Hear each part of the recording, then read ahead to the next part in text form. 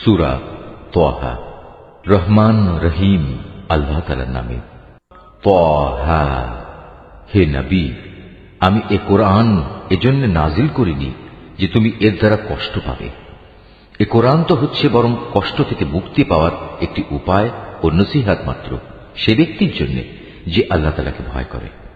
এ কিতাব তার কাছ থেকে অবতীর্ণ যিনি জমিন ও সমুচ্চ আকাশসমূহ সৃষ্টি করেছেন। দয়াময় আল্লাহ তাআলা মহান আরশে সমাসীন হলেন। আসমান সমূহ ও জমিনে যা কিছু আছে এ দুইয়ের মাঝখানে এবং জমিনের অনন্ত গভীরে, তা সবই তাঁর জন্য। হে মানুষ, তুমি যদি জোরে কথা বলো তা যেমন তিনি শুনতে পান, তেমনি গোপন কথা বরং তার চাইতেও গোপন যা, তাও তিনি জানেন। আল্লাহ তাআলা ছাড়া অন্য কোনো মাবুদ নেই। যাবতীয় উত্তম নাম তাঁর জন্যই নিবেদিত। হে নবী, তোমার কাছে কি মুসার কাহিনী পৌঁছেছে? বিশেষ করে সে ঘটনাটি যখন সে দূরে আগুন দেখল এবং তার পরিবারের লোকজনদের বলল, তোমরা এখানে অপেক্ষায় থাকো, আমি অবশ্যই আগুন দেখতে পেয়েছি। সম্ভবত তা থেকে কিছু আগুনের টুকরো আমি তোমাদের কাছে নিয়ে আসতে পারব, কিংবা সে আগুন দেখে আমি পথঘাট সংক্রান্ত কোনো নির্দেশ পেয়ে যাব। অতঃপর সে যখন সে স্থানে পৌঁছল তখন তাকে আহ্বান করে বলা হল, হে মুসা, নিশ্চয়ই আমি হচ্ছি তোমার মালিক। তুমি তোমার জুতো দুটো খুলে ফেলো, কেননা তুমি এখন পবিত্র তুয়া উপত্যকায় দাঁড়িয়ে আছো। আমি তোমাকে নবুয়তের জন্য বাছাই করেছি। অতএব যা কিছু তোমাকে এখন ওহীর মাধ্যমে বলা হচ্ছে তা মনোযোগের সাথে শোনো। আমি হচ্ছি আল্লাহ তাআলা, আমি ছাড়া দ্বিতীয় কোনো মাবুদ নাই। অতএব তুমি শুধু আমারই ইবাদত করো এবং আমার স্মরণের জন্য নামাজ প্রতিষ্ঠা করো। কিয়ামত অবশ্যই আসবে, আমি তাকে এক সুনির্দিষ্ট সময় পর্যন্ত গোপন করে রাখতে চাই, যাতে করে প্রতিটি ব্যক্তিকে কিয়ামতের দিন নিজ নিজ কর্ম অনুযায়ী প্রতিদান দেয়া যায়। যে ব্যক্তি কিয়ামত দিবসের উপর বিশ্বাস করে না এবং যে নিজ প্রবৃত্তির অনুসরণ করে, সে যেন তোমাকে ওতে বিশ্বাস স্থাপন থেকে কখনো বাধা দিতে না পারে। এমনটি করলে অতঃপর তুমি নিজেই ধ্বংস হয়ে যাবে। হে মুসা, বলতো তোমার ডান হাতে ওটা কি? সে বলল, এটি হচ্ছে আমার হাতের লাঠি। আমি কখনো কখনো এর উপর ভর দিই, আবার কখনো তা দিয়ে আমি আমার মেষপালের জন্য গাছের পাতা পাড়ি। তাছাড়াও এটি আমার আরো অনেক কাজে লাগে। আল্লাহ তাআলা বললেন, হে মুসা, এটি মাটিতে নিক্ষেপ করো। অতঃপর সে তা মাটিতে নিক্ষেপ করল, সাথে সাথেই তা সাপ হয়ে এদিক ওদিক ছোটাছুটি করতে লাগল। তিনি বললেন, হে মুসা, তুমি একে ধরো, ভয় পেও না। দেখবে আমি এখনই তাকে তার আগের আকৃতিতে ফিরিয়ে আনছি। হে মুসা, এবার তুমি তোমার হাত তোমার বগলে রাখো। অতঃপর দেখবে কোন রকম অসুখজনিত দোষ ত্রুটি ছাড়াই তা নির্মল উজ্জ্বল হয়ে বেরিয়ে আসবে। এ হচ্ছে আমার পরবর্তী নিদর্শন। এগুলো এজন্য দেয়া হলো যেন আমি তোমাকে আমার কুদরতের আরো বড় বড় নিদর্শন দেখাতে পারি। হ্যাঁ, এবার এগুলো নিয়ে তুমি ফেরাউনের কাছে যাও, কেননা সে নিজেকে মাবুদ দাবি করে মারাত্মক সীমা লঙ্ঘন করে ফেলেছে। সে বলল, হে আমার মালিক, তুমি আমার জন্য আমার বক্ষকে প্রশস্ত করে দাও, আমার কাজ আমার জন্য সহজ করে দাও, আমার জিহ্বার জড়তা দূর করে দাও, যাতে করে ওরা আমার কথা বুঝতে পারে। আমার আপনজনদের মধ্যে থেকে একজনকে আমার সাহায্যকারী বানিয়ে পাঠাও। হারুন হচ্ছে আমার ভাই, তাকেই বরং তুমি আমার সহযোগী বানিয়ে দাও। তার দ্বারা তুমি আমার শক্তি বৃদ্ধি করো, তাকে আমার কাজের অংশীদার বানিয়ে দাও, যাতে করে আমরা উভয়ে মিলে তোমার অনেক পবিত্রতা ও মহিমা ঘোষণা করতে পারি, তোমাকে বেশি বেশি স্মরণ করতে পারি। নিশ্চয়ই তুমি আমাদের কার্যক্রমের সম্মুখ দ্রষ্টা। তিনি বললেন, হে মুসা, তুমি যা কিছু চেয়েছো তা সবই তোমাকে দেয়া হলো। আমি তো এর আগেও অলৌকিকভাবে তোমার প্রতিপালনের ব্যবস্থা করে তোমার উপর আরেকবার অনুগ্রহ করেছিলাম, যখন আমি তোমার মায়ের কাছে একটি ইঙ্গিত পাঠিয়েছিলাম। আসলে সে বিষয়টি ইঙ্গিত করে বলে দেওয়ার মতো গুরুত্বপূর্ণ বিষয় ছিল। সে ইঙ্গিত ছিল, তুমি তাকে ফেরাউনের লোকদের কাছ থেকে বাঁচানোর জন্য জন্মের পর একটি সিন্দুকের ভেতরে রেখে দাও। অতঃপর তাকে সিন্দুক সহ নদীতে ভাসিয়ে দাও, যেন নদী তাকে ভাসাতে ভাসাতে তীরে ঠেলে দেয়। আমি জানি একটু পরেই তাকে উঠিয়ে নেবে এমন এক ব্যক্তি যে আমার দুশমন এবং তারও দুশমন। হে মুসা, আমি আমার কাছ থেকে ফেরাউন ও অন্য মানুষদের মনে তোমার জন্য ভালোবাসা সৃষ্টি করে দিয়েছিলাম, যেন তুমি আমার চোখের সামনেই বড় হতে পারো। যখন তোমার বোন চলতে চলতে এখানে এলো এবং ফেরাউনের লোকজনদের বলল, আমি কি তোমাদের একথা বলে দেব কে এর লালন পালনের ভার নিতে পারবে? তারা এতে রাজি হয়ে গেল। এভাবেই আমি তোমাকে পুনরায় তোমার মায়ের কাছে তার কোলেই ফিরিয়ে আনলাম, যাতে করে তার চোখ জুড়িয়ে যায় এবং তোমাকে হারিয়ে সে যেন চিন্তাক্লিষ্ট না হয়। স্মরণ করো, যখন তুমি একজন মানুষকে হত্যা করলে, তখন আমি হত্যাজনিত সেই মানসিক যন্ত্রণা থেকে তোমাকে মুক্তি দিলাম। এছাড়াও তোমাকে আমি আরো বিভিন্নভাবে পরীক্ষা করেছি। অতঃপর তুমি কয়েক বছর মাদিয়ানবাসীদের মাঝে কাটিয়ে এলে। এরপর হে মুসা, একটা নির্ধারিত সময় পরেই তুমি আজ এখানে এসে উপস্থিত হলে। আমি এই দীর্ঘ পরীক্ষা দ্বারা তোমাকে আমার নিজের কাজের জন্য প্রস্তুত করে নিয়েছি। আমার নিদর্শন সমূহ নিয়ে তুমি ও তোমার ভাই এবার ফেরাউনের কাছে যাও, তবে কখনো আমার জিকির থেকে শৈথিল্য প্রদর্শন করো না। তোমরা দুজনে অবিলম্বে ফেরাউনের কাছে চলে যাও, কেননা সে মারাত্মকভাবে সীমা লঙ্ঘন করেছে। হেদায়েত পেশ করার সময় তোমরা তার সাথে নম্র কথা বলবে। হতে পারে সে তোমাদের উপদেশ কবুল করবে, অথবা সে আমার ভয় করবে। তারা বলল, হে আমাদের মালিক, আমরা ভয় করছি সে আমাদের সাথে বাড়াবাড়ি করবে, কিংবা সে আরো বেশি সীমা লঙ্ঘন করে বসবে। আল্লাহ তাআলা বললেন, তোমরা কোন রকম ভয় করো না, আমি তো তোমাদের সঙ্গেই আছি। আমি সব কিছু শুনি, সব কিছু দেখি। সুতরাং তোমরা উভয়ই তার কাছে যাও এবং বলো, আমরা তোমার মালিকের পাঠানো দুজন রসূল। অতএব এই নিপীড়িত বনী ইসরায়েলের লোকদের তুমি আমাদের সাথে যাবার অনুমতি দাও। তুমি তাদের আর কষ্ট দিও না। আমরা তোমার কাছে তোমার মালিকের কাছ থেকে নবুয়তের নিদর্শন নিয়ে এসেছি, এবং যারা এই হেদায়েতের অনুসরণ করবে তাদের জন্য রয়েছে অনাবিল এক শান্তি। আমাদের উপর এ মর্মে ওহী নাজিল করা হয়েছে, যে ব্যক্তি আল্লাহ তাআলাকে অস্বীকার করবে এবং যে ব্যক্তি তার আদেশ থেকে মুখ ফিরিয়ে নেবে, তার উপর আল্লাহর আযাব পড়বে। এসব শোনার পর ফেরাউন বলল, হে মুসা, বলো কে আবার তোমাদের মালিক? সে বলল, আমাদের মালিক তিনি, যিনি প্রতিটি জিনিসকে তার যথাযোগ্য আকৃতি দান করেছেন, অতঃপর তাদের সবাইকে সঠিক পথ নির্দেশ দিয়েছেন। সে বলল, তাহলে আগের লোকদের অবস্থা কি হবে? সে বলল, সে বিষয়ে জ্ঞান আমার মালিকের কাছে সংরক্ষিত একটি বিশেষ গ্রন্থে মজুদ আছে। আমার মালিক কখনো ভুল পথে যান না, তিনি কারো কোনো কথা ভুলেও যান না। তিনি এমন এক সত্তা, যিনি তোমাদের জন্য জমিনকে বিছানা বানিয়ে দিয়েছেন, ওতে তোমাদের চলার জন্য বহু ধরনের পথঘাটের ব্যবস্থা করে দিয়েছেন। তিনি আকাশ থেকে বৃষ্টির পানি প্রেরণ করেন, অতঃপর তা দিয়ে জমিন থেকে বিভিন্ন ধরনের উদ্ভিদ বের করে আনেন, যেন তোমরা তা নিজেরাও খাও এবং তাতে তোমাদের পশুদেরও চড়াতে পারো। অবশ্যই এর মাঝে বিবেক সম্পন্ন মানুষদের জন্য শিক্ষার অনেক নিদর্শন রয়েছে। তোমরা যে জমিনের ওপর রয়েছ তা থেকেই আমি তোমাদের পয়দা করেছি, তাতেই আমি তোমাদের ফিরিয়ে নিয়ে যাব এবং পরিশেষে তা থেকেই আমি তোমাদের দ্বিতীয়বার বের করে আনব।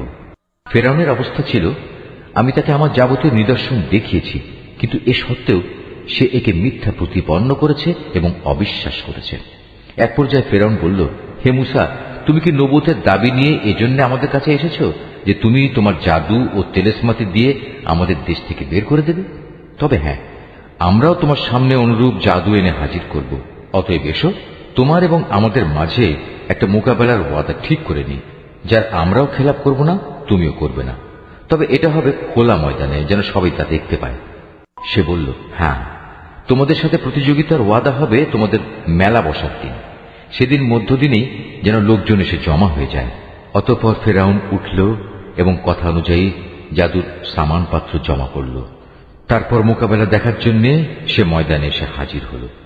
মুসা তাদের লক্ষ্য করে বলল, দুর্ভোগ হোক তোমাদের, তোমরা কখনো আল্লাহ তাআলার উপর মিথ্যা অভিযোগ আরোপ করো না, নতুবা তিনি তোমাদের আযাব দিয়ে সমূলে ধ্বংস করে দেবেন। আর যে ব্যক্তি মিথ্যা বানায় সেই মূলত ব্যর্থ হয়ে যায়। মুসার কথা শুনে তারা নিজেদের পরিকল্পনার ব্যাপারে একে অন্যের সাথে মতবিরোধ করল, কিন্তু তারা গোপন সলা পরামর্শ গোপনই রাখল। ফেরাউনের লোকজন বলল, অবশ্যই এই দুজন মানুষ হচ্ছে জাদুকর। তারা জাদুর খেলা দিয়ে তোমাদের দেশ থেকে তোমাদের বের করে দিতে এবং তোমাদের এই উৎকৃষ্ট জীবন ব্যবস্থার অস্তিত্ব খতম করে দিতে চায়। অতএব হে জাদুকররা, তোমরা তোমাদের সব জাদু একত্রিত করো, তারপর সারিবদ্ধ হয়ে জাদু দেখানোর জন্য উপস্থিত হয়ে যাও। আজ যে এ মোকাবেলায় জয়ী হবে সেই হবে সফলকাম। তারা বলল, হে মুসা, বলো আগে তুমি তোমার লাঠি নিক্ষেপ করবে না আমরা আমাদের জাদু নিক্ষেপ করব? সে বলল, তোমরাই বরং আগে নিক্ষেপ করো। জাদুর প্রভাবে তার কাছে মনে হলো তাদের জাদুর রশি ও লাঠিগুলো বুঝি এদিক সেদিক ছোটাছুটি করছে। এতে মূসা তার অন্তরে কিছুটা ভয় ও শঙ্কা অনুভব করল। আমি বললাম, হে মূসা, তুমি ভয় পেও না, শেষতক তুমিই বিজয়ী হবে। হে মূসা, তোমার ডান হাতে যে লাঠি আছে তা ময়দানে নিক্ষেপ করো। দেখবে এ যাবৎ যা খেলা ওরা বানিয়েছে এটা সেগুলিকে গ্রাস করে ফেলব। মূলত ওরা যা কিছুই করেছে তা তো ছিল নেহায়েত জাদুকরের কৌশল, আর জাদুকর কখনো কামিয়াব হয় না যে রাস্তা দিয়ে সে আসুক না কেন। মূসার লাঠি বিশাল অজগর হয়ে জাদুকরদের সাপগুলো গিলে ফেলল। এটা দেখে অতঃপর জাদুকররা সবাই সাজদাবনত হয়ে গেল এবং তারা বলল, আমরা হারুন ও মূসার মালিকের উপর ঈমান আনলাম। সে ফিরআউন বলল, আমি তোমাদের এ ধরনের কোন অনুমতি দেওয়ার আগেই তোমরা তার উপর ঈমান আনলে। আমি দেখতে পাচ্ছি সেই হচ্ছে আসলে তোমাদের প্রধান গুরু, যে তোমাদের জাদু শিক্ষা দিয়েছে। দেখো এবার আমি কি করি। আমি তোমাদের হাত পা উল্টো দিক থেকে কেটে ফেলব। তদুপরি আমি তোমাদের খেজুর গাছের কাণ্ডে শুল বিদ্ধ করব। তোমরা অচিরেই জানতে পারবে আমাদের উভয়ের মধ্যে কার শাস্তি কত কঠোরতর ও অধিক স্থায়ী। তারা বলল, আমাদের কাছে যে স্পষ্ট নিদর্শন এসেছে এবং যিনি আমাদের এ দুনিয়ায় পয়দা করেছেন তার উপর আমরা কখনোই তোমাকে প্রাধান্য দেব না।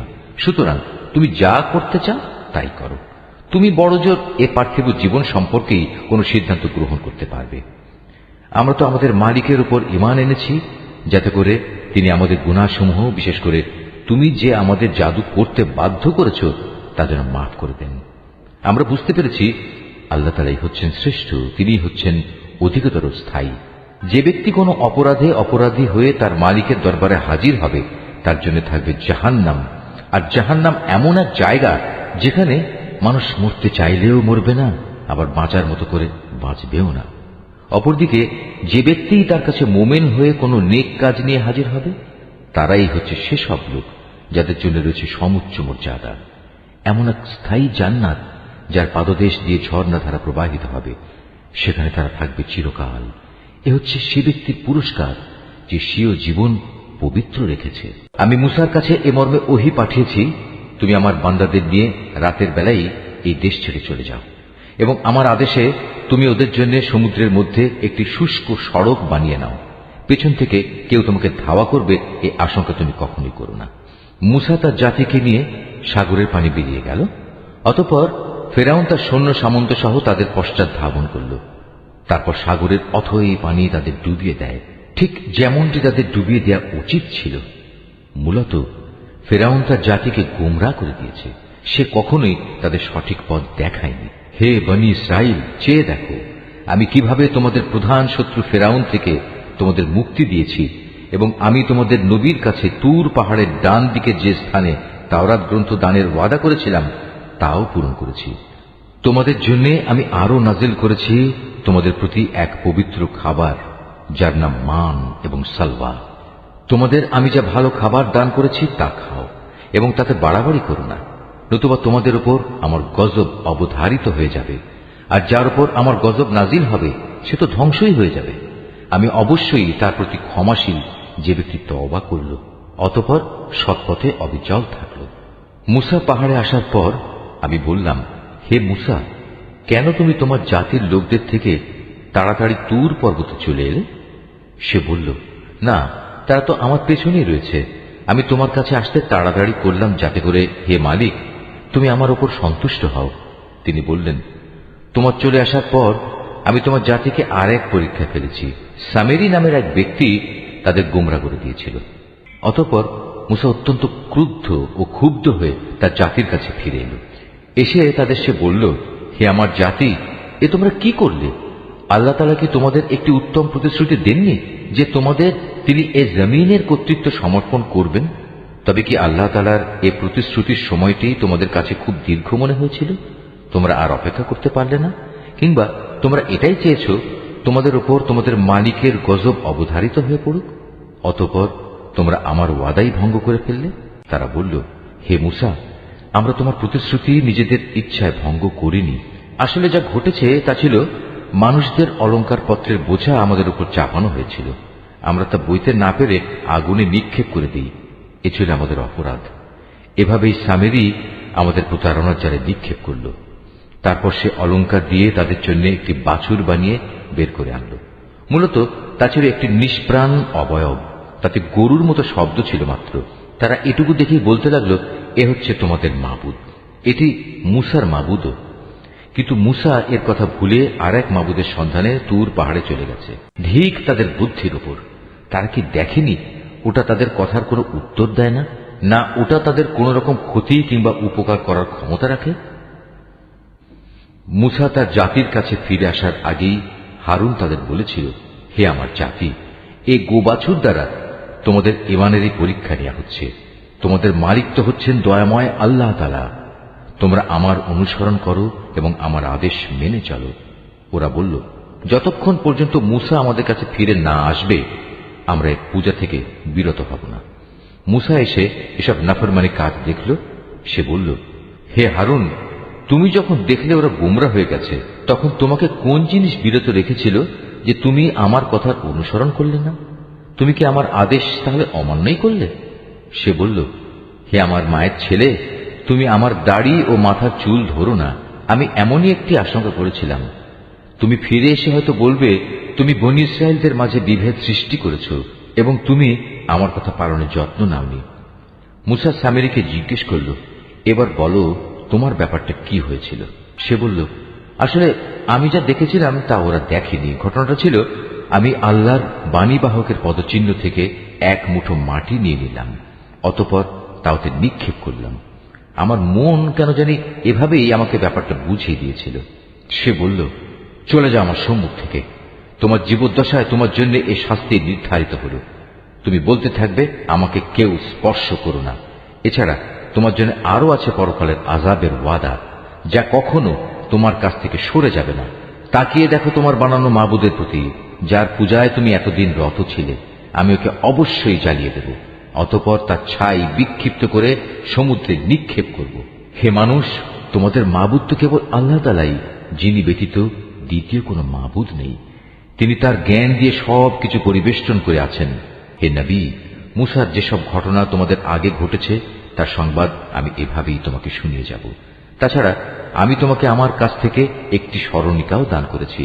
যে কেউই এ স্মরণিকা থেকে মুখ ফিরিয়ে নেবে, সে কিয়ামতের দিন নিজ কাঁধে গুনাহের এক ভারী বোঝা বইবে। তারা সব সময় এ অবস্থায় থাকবে, কিয়ামতের কঠিন দিনে তাদের জন্য এ বোঝা কত মন্দ প্রমাণিত হবে। যেদিন সিনায় ফুৎকার দেয়া হবে, সেদিন আমি সব অপরাধীকে এমন অবস্থায় জমা করব, ভয়ে তাদের চোখ নীল ও দৃষ্টিহীন থাকবে।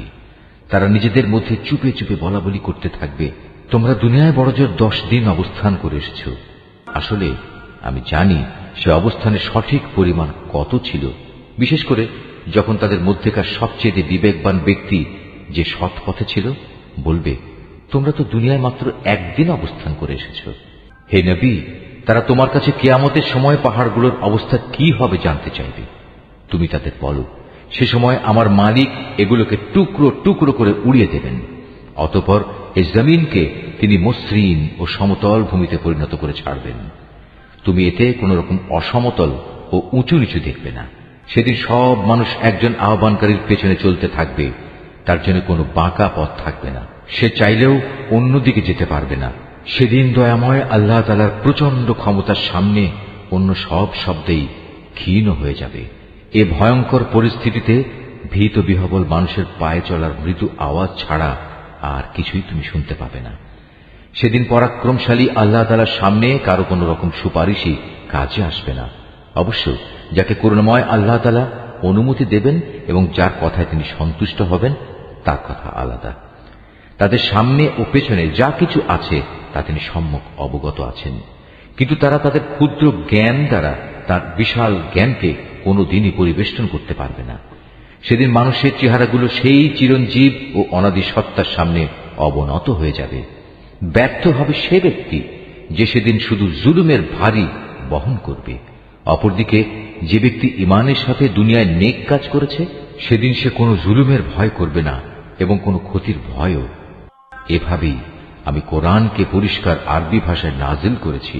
এবং তাতে মানুষদের পরিণাম সম্পর্কে সাবধানতা সংক্রান্ত কথাগুলো সবিস্তার বর্ণনা করেছি, যেন তারা গুমরাহি থেকে বেঁচে থাকতে পারে কিংবা তা তাদের জন্য চিন্তা ভাবনা সৃষ্টি করতে পারে। আল্লাহ তাআলা অতি মহান, তিনি সৃষ্টিকুলের প্রকৃত বাদশাহ, তিনি কোরআন নাজিল করেছেন। হে নবী, তোমার কাছে তার ওহী নাজিল পূর্ণ হওয়ার আগে কোরআনের ব্যাপারে কখনো তাড়াহুড়ো করো না, তবে জ্ঞান বাড়াতে চাইলে বলো, হে আমার মালিক, আমার জ্ঞান ভাণ্ডার তুমি বৃদ্ধি করে দাও। আমি এর আগে আদম সন্তানের প্রতি নির্দেশ দান করেছিলাম, কিন্তু সে এসব কথা ভুলে গেছে। আসলে আমি কখনো সে ব্যাপারে তাকে দৃঢ় সংকল্পবদ্ধ পাইনি। আমি ফেরেশতাদের যখন বলেছিলাম তোমরা আদমকে সিজদা করো, তখন তারা সাথে সাথেই সিজদা করল, কিন্তু ইবলিস সে অস্বীকার করল। আমি আদমকে বললাম, এ শয়তান হচ্ছে তোমার ও তোমার জীবন সাথীর দুশমন, সুতরাং দেখো এমন যেন না হয় যে সে তোমাদের উভয়কেই জান্নাত থেকে বের করে দেবে এবং এর ফলে তুমি দারুণ দুঃখ কষ্টে পড়ে যাবে। অথচ এখানে তুমি কখনো ক্ষুধার্ত হও না, কখনো পোশাক বিহীন হও না, তুমি কখনো এখানে পিপাসার্ত হও না, কখনো রোদেও কষ্ট পাও না। কিন্তু এত সাবধান করা সত্ত্বেও অতঃপর শয়তান তাকে কুমন্ত্রণা দিল। সে তাকে বলল, হে আদম, আমি কি তোমাকে অনন্ত জীবনদায়িনী একটি গাছের কথা বলবো, যার ফল খেলে তুমি এখানে চিরজীবন থাকতে পারবে, এবং বলবো এমন রাজত্বের কথা যার কখনো পতন হবে না? অতঃপর তারা উভয় ওই নিষিদ্ধ গাছের ফল খেল। সাথে সাথেই তাদের শরীরের লজ্জাস্থানসমূহ তাদের সামনে প্রকাশ হয়ে পড়ল এবং তারা লজ্জায় তাড়াতাড়ি করে জান্নাতের বিভিন্ন গাছের পাতা দ্বারা নিজেদের লজ্জাস্থান ঢাকতে শুরু করল। এভাবেই আদম তার মালিকের নাফরমানি করল এবং এ কারণে সে সাময়িকভাবে পথভ্রষ্ট হয়ে গেল। কিন্তু তার ক্ষমা প্রার্থনার পর তার মালিক তাকে তার বংশধরদের পথ প্রদর্শনের জন্য বাছাই করে নিলেন, তার উপর ক্ষমা পরবশ হলেন এবং তাকে সঠিক পথ নির্দেশ দিলেন। তিনি বললেন, শয়তান ও তোমরা এখন উভয় দলই এখান থেকে নেমে পড়ো। মনে রাখবে, তোমরা কিন্তু একজন আর একজনের জঘন্য দুশমন। অতঃপর তোমাদের জীবন পরিচালনার জন্য যদি আমার কোনো হেদায়েত পথ নির্দেশ আসে, অতঃপর যে আমার হেদায়েত অনুসরণ করবে সে না কখনো দুনিয়ায় বিপদগামী হবে, না আখিরাতে সে কোনো কষ্ট পাবে। হ্যাঁ, যে ব্যক্তি আমার স্মরণ থেকে বিমুখ হবে তার জন্য জীবনের বাঁচার সামগ্রী সংকুচিত হয়ে যাবে। সর্বোপরি তাকে আমি কিয়ামতের দিন অন্ধ বানিয়ে হাজির করব। সে নিজেকে এভাবে দেখার পর বলবে, হে আমার মালিক, তুমি আমাকে কেন আজ অন্ধ বানিয়ে উঠালে? দুনিয়াতে তো আমি চক্ষুষ্মান ব্যক্তি ছিলাম। তিনি বলবেন, আসলে দুনিয়াতেও তুমি এমনই অন্ধ ছিলে। আমার আয়াতসমূহ তোমার কাছে এসেছিল, কিন্তু তুমি তা ভুলেছিলে। এভাবে আজ তোমাকেও ভুলে যাওয়া হবে। মূলত আমি এভাবেই তাদের প্রতিফল দিই। যারা আমার আয়াত নিয়ে বাড়াবাড়ি করে সে তার মালিকের আয়াতের উপর কখনো ঈমান আনে না। সত্যিকার অর্থে পরকালের আযাবই হচ্ছে বেশি কঠিন এবং অধিক স্থায়ী। এদের আগে আমি কত কত জনপদ ধ্বংস করে দিয়েছি, আর এ ধ্বংসপ্রাপ্ত জনপদ সমূহের উপর দিয়ে এরা তো হামেশাই চলাফেরা করে। অবশ্যই এতে বিবেকবান মানুষদের জন্য নিদর্শন রয়েছে। যদি তোমার মালিকের পক্ষ থেকে এদের অবকাশ দেওয়ার এই ঘোষণা না থাকত এবং এদের উপর আযাব আসার সুনির্দিষ্ট কালক্ষণ আগেই ঠিক করা না থাকত, তাহলে এদের উপর কবেই আযাব অবশ্যম্ভাবী হয়ে পড়ত। অতএব হে নবী, এরা যা কিছুই বলে তুমি তার উপর ধৈর্য ধারণ করো। তুমি বরং তোমার মালিকের প্রশংসা, পবিত্রতা ও মহিমা ঘোষণা করো সূর্যোদয়ের আগে ও তা অস্ত যাওয়ার আগে। রাতের বেলায় ও দিনের দুই প্রান্তেও তুমি আল্লাহর পবিত্রতা ঘোষণা করো। তাহলে কিয়ামতের দিন তুমি সন্তুষ্ট হতে পারবে। হে নবী, পার্থিব জীবনের সৌন্দর্য স্বরূপ ভোগ বিলাসের সেসব উপকরণ আমি তাদের অনেককেই দিয়ে রেখেছি। তার দিকে তুমি কখনো তোমার দু চোখ তুলে তাকাবে না। আসলে আমি এ সব কিছু এ কারণেই দিয়েছি যেন আমি তাদের পরীক্ষা করতে পারি। মূলত তোমার মালিকের রিজিকই হচ্ছে উৎকৃষ্ট ও অধিক স্থায়ী। হে নবী, তোমার পরিবার পরিজনকে নামাজের আদেশ দাও এবং নিজেও তার উপর অবিচল থেকো। আমি তো তোমার কাছে কোন রকম রিজিক জীবন উপকরণ চাই না। রিজিক তো তোমাকে আমিই দান করি। আল্লাহ তাআলাকে ভয় করার জন্যই রয়েছে উত্তম পরিণাম।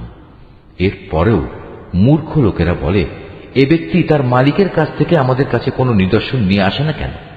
তুমি কি মনে করো তাদের কাছে সেসব দলিল প্রমাণ নেই যা আগের কিতাবসমূহে মজুদ রয়েছে? আমি যদি এর আগেই তাদের কোনো আযাব দিয়ে ধ্বংস করে দিতাম, তাহলে অবশ্যই এরা বলতো, হে আমাদের মালিক, তুমি আযাব পাঠাবার আগে আমাদের কাছে একজন রসুল পাঠালে না কেন? রসুল পাঠালে আমরা এভাবে লাঞ্ছিত ও অপমানিত হওয়ার আগেই তোমার আয়াতসমূহ মেনে চলতাম। হে নবী, এদের বলো, হ্যাঁ, প্রত্যেক ব্যক্তি তার কাজের প্রতিফল পাবার অপেক্ষা করছে, অতএব তোমরাও অপেক্ষা করো। অচিরেই তোমরা জানতে পারবে সঠিক পথের অনুসারী কারা, আর কারাই বা সোজা সঠিক পথ পেয়েছে।